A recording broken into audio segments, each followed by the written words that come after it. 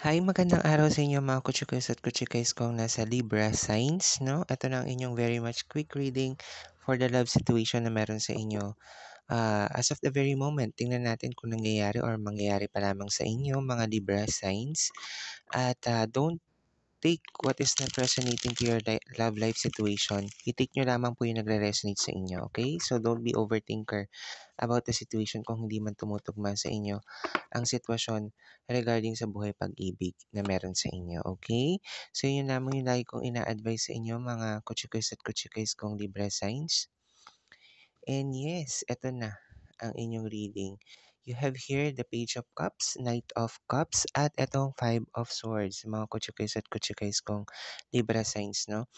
Ang ilan sa inyo mga Libra signs ay hindi nakaka-move forward from the recent past. Maaring sabihin natin, excuse me, na kayong dalawa ng partner mo ay nagkaroon ng hindi pagkakaunawaan. Kaya parang feeling mo na tatrap ka sa recent na nangyari. Kumbaga bakit gano'n, lagi na lang nag-aaway. But then again, either isa sa inyo or maaring yung partner mo ay suyuin ka, no? Through some actions, maaring sa love songs, no? Magparinig siya sa'yo ng mga love songs, nagsasorry siya. And at the same time, maaaring nakaka-feel ka rin dito na parang na-overthink ka sa mga sitwasyon na meron sa inyong dalawa. And all at the same time, parang feeling mo, ano nga ba talaga? Paano ba ako magiging masaya? Yan na yung nakikita ko sa inyong mga Libra signs. Ang kailangan nyo lang gawin dito, sabi ko nga, don't overthink about the situation too much. Ang kailangan nyong gawin talaga dito, Libra, is mag-usap kayo palagi, magkaroon ng open communication to one another, no?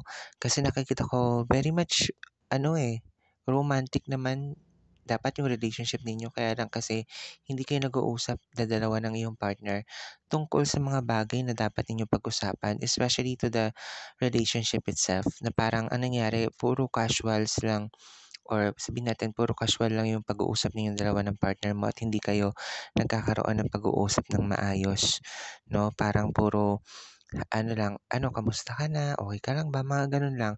Pero wala yung heart to heart talk na parang goals ninyo as a couple or as a partners, 'no?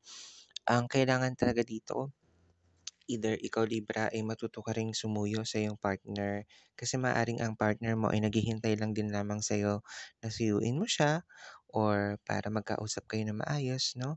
So, yun lang yung dapat yung gawin parehas. Open communication is the key to have a long-lasting relationship to one another. So, yun yung may papayo ko so far sa inyo, Libra. At so far, magiging maayos naman ang lahat between the two of you.